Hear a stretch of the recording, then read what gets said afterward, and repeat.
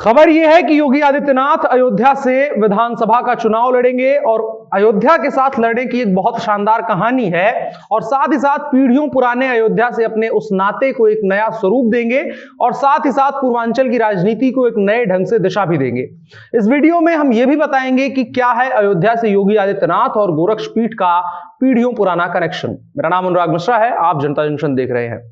योगी आदित्यनाथ अयोध्या से चुनाव लड़ेंगे। भारतीय जनता पार्टी की कोर कमेटी की बैठक में योगी को अयोध्या से चुनाव लड़ाने पर सैद्धांतिक सहमति बन गई है और साथ ही साथ शीर्ष नेतृत्व ने भी योगी को अयोध्या से लड़ने की मंजूरी दे दी है। और भारतीय जनता पार्टी का जो फंडा है 80 बनाम 20 वाला, उसी नारे के साथ अयोध्या में राम मंदिर निर्माण, काशी विश्वनाथ धाम कॉरिडोर का निर्माण और जगह जगह पर योगी आदित्यनाथ और भाजपा के नेता ये बात भी दोहरा रहे हैं कि मथुरा में कृष्ण जन्मभूमि पर भी मंदिर का निर्माण शुरू होगा। और ये तमाम चीजें हैं जिसके सहारे 80-20 का जो आंकड़ा योगी आदित्यनाथ बताते चलते हैं, वही चीज ये पूरी तरह से फिट करने की कोशिश की जा रही है।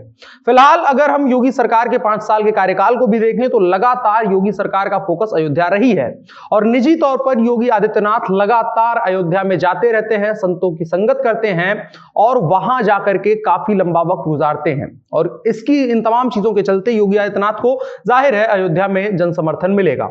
वैसे तो योगी आदित्यनाथ के बारे में भाजपा के नेता यह भी कह रहे हैं कि उत्तर प्रदेश की किसी भी सीट से वर्तमान में अगर लड़ जाएं तो जीतना लगभग तय है, लेकिन जिस तरीके से नरेंद्र मोदी ने साल 2014 में काशी को अपना केंद्र बनाया था और उसी के जरिए पूरे उत्तर प्रदेश समेत आसपास के राज्यों को हिंदू और राष्ट्रवाद के नाम पर साधा था, और चूंकि योगी आदित्यनाथ भी सबसे पहले तो उत्तर प्रदेश को साधने के लिए हिंदू और राष्ट्रवाद का केंद्र अयोध्या बना रहे हैं, जो कि आने वाले दिनों में अगर योगी आदित्यनाथ केंद्र का रास्ता पकड़ते हैं तो अयोध्या से बड़ा बिंदु उनके लिए कोई नहीं होगा जहां से वो केंद्र का रास्ता शुरू कर सकते हैं। बहुसंख्यक वोटों का एक तरफा ध्रुवीकरण भारतीय जनता पार्टी अयोध्या, राम मंदिर और हिंदू और राष्ट्रवाद के नाम पर कर सकती है। और योगी आदित्यनाथ की अयोध्या से लड़ने की वजह से अगर वर्तमान विधानसभा में हम देखें, जो सीटें पूर्वांचल की कम से कम भारतीय जनता पार्टी की कमजोर हो रही थी, उन पर भी भाजपा को एक अलग तरीके का दम मिलेगा। इसके अलावा योगी के अयोध्या से चुनाव लड़ने के बाद जो भजन एक गाया गया है कि जो राम को लाएंगे हम उनको लाएंगे, वो भजन भी कहीं ना कहीं उस पर सटीक बैठेगा और चुनाव में भारतीय जनता पार्टी लगातार इस भजन के जरिए प्रचार प्रसार कर रही है। और अगर आपको थोड़ा सा पीछे लेकर के चले तो योगी आदित्यनाथ जिस मठ से आते हैं, गोरक्षपीठ, उसका अयोध्या से दशकों पुराना और पीढ़ियों पुराना नाता है। अयोध्या का गोरक्षपीठ से 3 पीढ़ियों पुराना नाता है। उनके बाबा, गुरु और तत्कालीन गोरक्षपीठ पीठाधीश्वर महंत दिग्विजय नाथ महाराज ने देश की आजादी के बाद 1949 में राम जन्मभूमि में रामलला की प्रतिष्ठा में बड़ी भूमिका अदा कर चुके हैं। ये उन्हीं का प्रभाव था कि तत्कालीन जिला मजिस्ट्रेट के नैयर ने शासन के आदेश को मानने से इनकार कर दिया और मूर्ति हटवाने के बजाय स्थान की कुर्की कर रिसीवर नियुक्त करवा दिया था। और इसी दौरान सबसे पहले जनजागरण के लिए सितंबर 84 में सीतामढ़ी, बिहार से दिल्ली तक रथ यात्रा निकाली गई। 31 अक्टूबर 84 को तत्कालीन प्रधानमंत्री इंदिरा गांधी की जब हत्या हो गई, उसके कारण रथ यात्रा नोएडा में ही रोक दी गई थी।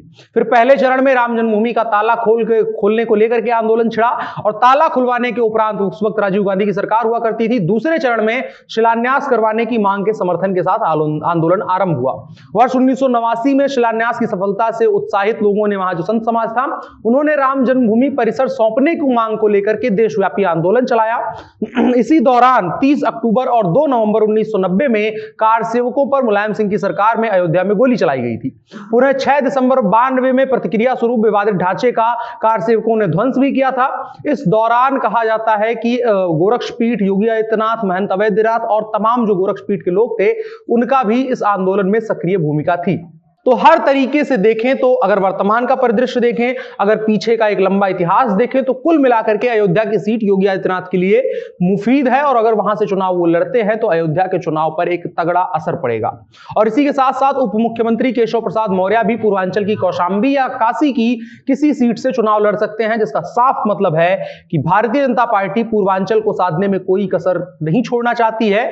और पूर्वांचल जो कि सपा और भाजपा के बीच बटा हुआ है, लेकिन अपने 2 सबसे बड़े प्रदेश स्तर के नेताओं को उस क्षेत्र से उतार करके भाजपा पूर्वांचल के वोटों के ध्रुवीकरण में एक तरीके से नेताओं के नाम पर काम करेगी और दूसरा फिर हिंदू और राष्ट्रवाद, इन तमाम चीजों को समेट करके वो उत्तर प्रदेश की विधानसभा में काम करेगी। कुल मिलाकर के साफ संदेश है कि भारतीय जनता पार्टी उत्तर प्रदेश और खास करके पूर्वांचल में कोई कसर नहीं छोड़ना चाहेगी।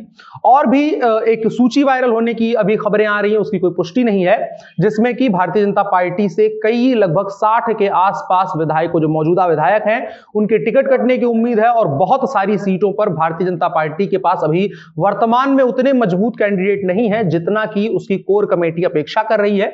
इन तमाम खबरों पर हमारी लगातार नजर बनी रहेगी और क्या कुछ घटनाक्रम उत्तर प्रदेश की विधानसभा चुनाव को लेकर के घटित होता है उस पर हम लगातार बात करते रहेंगे। फिलहाल के लिए इतना ही। आपकी क्या राय है अयोध्या से योगी आदित्यनाथ के चुनाव को लड़ने को लेकर के, कमेंट बॉक्स में बताएं और साथ ही साथ इस वीडियो को साझा भी करें। मेरा नाम अनुराग मिश्रा है, आप जनता जंक्शन देख रहे हैं। कैमरे पर मेरे साथ ओम प्रकाश हैं। शुक्रिया।